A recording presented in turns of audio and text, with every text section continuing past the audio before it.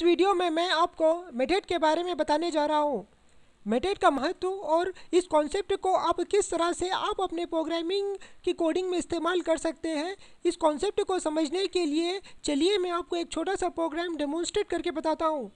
आप start button पर click कीजिए, उसमें आपको मिलेगा माइक्रोसॉफ्ट विजुअल स्टूडियो 2010, इसको सेलेक्ट कीजिए और उसमें आपको मिलेगा विजुअल स्टूडियो टूल्स, इसको सेलेक्ट कीजिए और आप पाएंगे विजुअल स्टूडियो कमांड प्रॉम्प्ट, इसको सेलेक्ट कीजिए। एक कमांड प्रॉम्प्ट विंडो आपके सामने आएगा।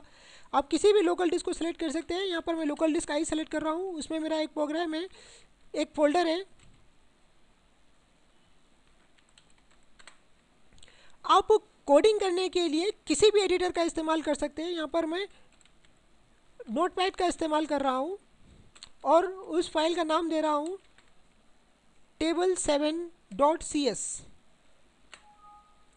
ठीक है, अब यहाँ पर आप अपना कोड लिखिए, क्लास table7 ब्रैकेट्स ओपन और क्लोज कीजिए, static void main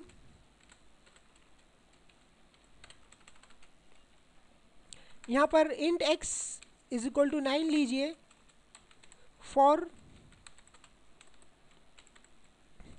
int i equal to 1 semicolon, i less than equal to 10 semicolon, i plus plus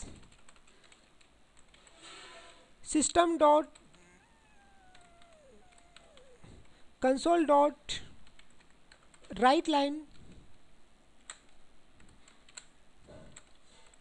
0 into 1 2 x comma I comma x into I, close कीजिए।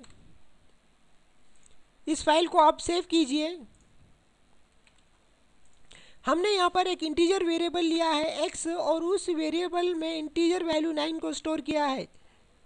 ये code आपको 9 का table print करेगा जो कि 1 से लेके अप टू 10 तक। चलिए देखते हैं। इसको पहले कंपाइल कीजिए। आप कंपाइल करने के CSC table7.cs, यहाँ पर आपको लेना होगा CSC table7.cs। ओके, आपका प्रोग्राम सफलतापूर्वक कंपाइल हो चुका है। आप इसको एग्जीक्यूट कीजिए table7। ये देखिए, ये आपके प्रोग्राम का आउटपुट है जो कि 9 का टेबल अप टू 10 तक प्रिंट करा है। अगर से आपको एक रिक्वायरमेंट है कि आपका प्रोग्राम 9 का टेबल 2 बार प्रिंट करे तो आपको यह कोड फिर से लिखना होगा। ठीक है,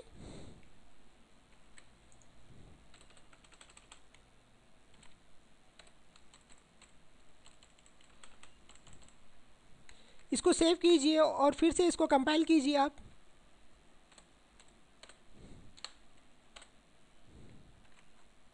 यहाँ पर देखिए कि आपके प्रोग्राम ने 9 के टेबल को 2 टाइम प्रिंट किया है। ये फर्स्ट टाइम, ये सेकेंड टाइम।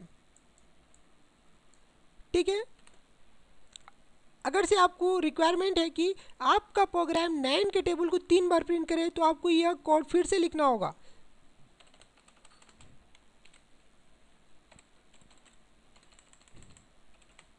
इसको सेव कीजिए और कंपाइल कीजिए। यहाँ पर देखेंगे कि आपके प्रोग्राम ने 9 के टेबल को 3 बार प्रिंट करा है जो कि अप टू 10 है। 1 2 3 टाइम। ठीक है, अगर से आपको 9 का टेबल 10 टाइम चाहिए तो आपको यह कोड बार बार लिखना होगा। तो आप सेम कोड को बार बार यहाँ पर लिख रहे हैं। अगर से आपको मॉडिफिकेशन करने की आवश्यकता पड़ी, सपोज आपको 9 का टेबल अप टू 20 तक प्रिंट करना है, तो आपको हर उस फॉर लूप में जाना होगा और उस कंडीशन में 20 चेंज करना होगा। हर फॉर लूप में आपको मॉडिफिकेशन करना होगा, जिससे ह्यूमन एरर्स के चांसेस ज़्यादा हो जाते हैं। आप यहाँ पर मिस्टेक कर सकते हैं। इसीलिए अगर से जो कोड जैसे कि आप यहाँ पर देखिए ये कोड आप बार बार यूज़ कर रहे हैं। आप इस कोड को, जैसे कि हमने देखा कि यह कोड आप बार बार यूज़ कर रहे हैं, आप इस कोड को एक ब्लॉक के अंदर डाल दीजिए और उसको एक नाम दे दीजिए। जब भी आपको ये कोड की आवश्यकता होगी, जब उसको कॉल कीजिए और ये कोड एग्जीक्यूट हो जाएगा। चलिए देखते हैं ये किस तरह से हम इसको कर सकते हैं।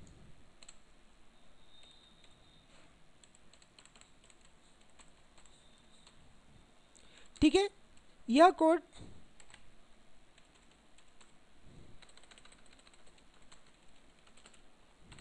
ठीक है, यह कोड है। हम इसको एक नाम देना होगा, हमें इस कोड को एक नाम देना होगा। जैसे कि हमने यहाँ पर दिया प्रिंट, इसको एक ब्लॉक के अंदर रख दीजिए। ओके, हमने इस कोड को एक नाम दिया है जो कि प्रिंट है। यह कोड आपके प्रोग्राम का एक सब पार्ट है, सब प्रोग्राम है। इसीलिए हम इसको सब प्रोग्राम कहेंगे। अलग अलग भाषाओं में इस सब प्रोग्राम को अलग अलग नाम से पुकारा जाता है। जैसे कि सी में आप इसको कहेंगे फंक्शन, जैसे कि आप इसको कहेंगे फंक्शन। ओके, और जो सो डॉट नेट में आप इसको मेथड कहेंगे। ठीक है, और हमें इस बात का ध्यान रखना होगा कि object oriented programming concept rule के हिसाब से आप किस मेंबर्स किसी भी मेंबर्स को आप क्लास के अंदर लिखना होगा। इसीलिए हमें इस ब्लॉक को क्लास के अंदर लिखना होगा, क्लास माई टेबल।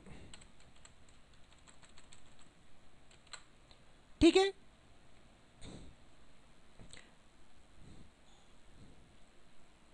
अगर से आपको यह कोड इन्वोक करना है तो आपको पहले इस मेथड के क्लास का ऑब्जेक्ट क्रिएट करना होगा। पहले आपको इस क्लास का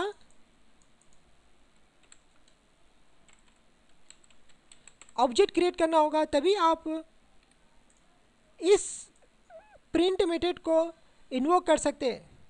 चलिए वो किस तरह से करते हैं। पहले आपको ऑब्जेक्ट क्रिएट करना होगा क्लास का my table t is equal to new my table.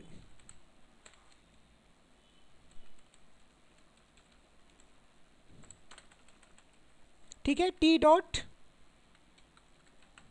Print. इसको सेव कीजिए और इसको कंपाइल कीजिए आप।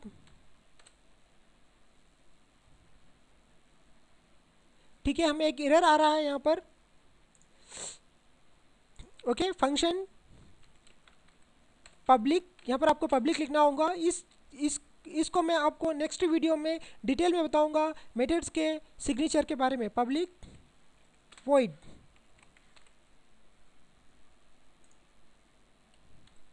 ठीक है, इसको कंपाइल कीजिए, उसके बाद इसको रन कीजिए। देखिए कि आपका ये आउटपुट है। ठीक है, आप जब ये स्टेटमेंट एग्जीक्यूट होता है तब कंट्रोल प्रिंट के ब्लॉक के अंदर जाता है और ये सभी स्टेटमेंट एग्जीक्यूट हो जाते हैं। जब ये सभी स्टेटमेंट एग्जीक्यूट हो जाएंगे तब कंट्रोल फिर वापस उसी स्थान पर आ जाएगा और उसके बाद के कोड्स एग्जीक्यूट होंगे। ठीक है, आप इस कोड को कितने भी बार कॉल कर सकते हैं, इन्वोक कर सकते हैं। जब आपको इन्वोक करने के लिए बस आपको उसको कॉल करना होगा इस तरह से।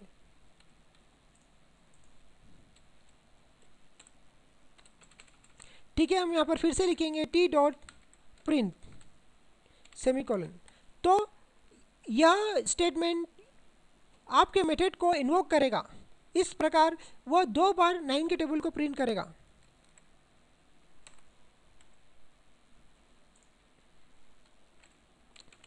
इसको पहले कंपाइल कीजिए आप, उसके बाद इसको रन कीजिए। देखेंगे कि यह 2 बार प्रिंट हुआ है। इस प्रकार आप मेथड्स को डिफाइन कर सकते हैं। अगर से आपको मॉडिफिकेशन है, आपको मॉडिफिकेशन करना है कि आपका ये 9 का टेबल अप टू 20 तक प्रिंट करे,